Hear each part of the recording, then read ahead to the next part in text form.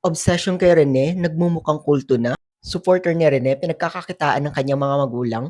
And ano na nga ba yung update sa case niya? So, usap-usapan ngayon yung business ng magulang ngayon ni Rene. Na kung saan yung mga magulang ni Rene ay gumawa ng t-shirt, jersey, and ito parang sa refrigerator magnet photo ata to ng kanilang pamilya or pamilya ni Rene, pabango at keychain at marami pang iba. And guys, legit to, panoorin nyo to. Hello po, ito po. Ay, lalagyan ko pa ito ng bata po. Ako, number one gato so. I think hindi lang to temporary kundi parang official na talaga to kasi gumawa na nga sila ng official store dito eh, na kung saan may mga video na sila pino-post at marami na silang product na nagawa. And nag-trending talaga itong pagbebenta nila ng mga t-shirt, notebook, keychain at iba-iba pa sa isang tent. At ang daming tao ang bumabatikos dito. Sabi dito sa comment, ayun, retirement plan talaga kahit patay na. Sabi pa nitong isa, waiting po sa libro niya, Noli Metang Rene. Ito pa, I'm not hating pero this is going beyond na to the point pinagkakakitaan na yung namatay and the fact hindi siya pinapatahimik. Sa simula, it is a good thing na ang daming sumusuporta kay Rene. Kasi nga gusto nila makamit yung hustisya and ang ganda rin nun para umingay at makamit talaga. And naging bad thing lang ito nung nakita ng mga magulang ni Rene at nung ibang tao na itong mga supporter ay isang malaking engagement. In social media lingo, engagement is equals to business or money. Kaya naman pinagsamantalahan ng mga magulang ni Rene na gamitin itong engagement na napoproduce ng kanilang anak. Kaya sila nag-business. Pero bakit nga ba maraming obsessed dito kay Rene? Aside sa incident or pagpano niya, ang daming naging obsessed dito dahil nga yung kwento ni Rene. Ang daming post about sa kanya last time and napinturahan yung image niya na isa siyang mabuting anak at isang mabuting tao at hindi niya deserve yung nangyari sa kanya.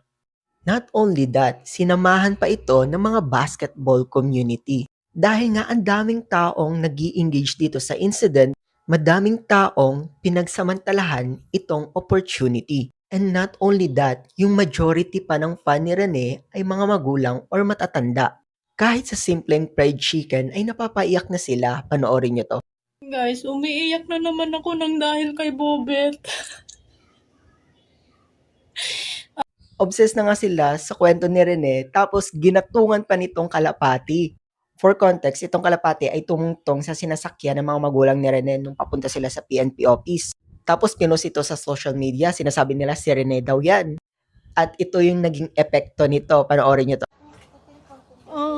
Ayan sila patuluga, si Rene Ginig, si Adili. Abot yun sila din sa Hong Kong. Kay, sige bi ako gunahuna, wala ko itarong tulog. Sakit akong dughan. Salamat sa pagduaw Rene, dong. Padag-ami dong, makabayad namin sa among mga utang dong. Di ako fluent sa Bisaya pero sinabi niya si Rene at Adili daw to, binisita siya. And hindi daw siya makatulog sa mga nangyayari. And sana daw biyayaan siya ni Rene para makabayad na siya sa utang. At dahil doon, nabuo itong meme kapag may dalawang manggas, si Rene og Adili daw. Kapag may dalawang electric fan or dalawang aso or dalawa pati yung tricycle, kapag dalawa, si Rene og Adili daw. Move on na tayo. Ano naman yung update sa case ni Rene? Yung Ateneo de Manila University, hindi nila kiniklaim na employee daw nila itong coach ni Rene. Sinabi nila na contractor lang daw nila yung coach at hindi nila employee at wala silang kinalaman sa pangyayari. So kung tatanggapin itong argument nila about dito, hindi sila mahiheld liable sa nangyari kay Rene. Sabi pa nga dito sa comment section, hugas kamay daw yung Ateneo. Siguro iniisip nyo, anong klaseng argument yun? Hinar nyo nga, ginawa nyong coach, tapos hindi nyo pala employee, ano yun? So itong si Attorney Liz nga, explain niya yun. Sinabi niya daw dito, yung coach daw ay hindi dinidiktahan ng Ateneo kung paano magtrabaho. Hindi daw sila ang nagsasabi or nag-instruct kung paano mag-coach yung coach na hinar nila or kung ano yung training na pinaggagawa nila.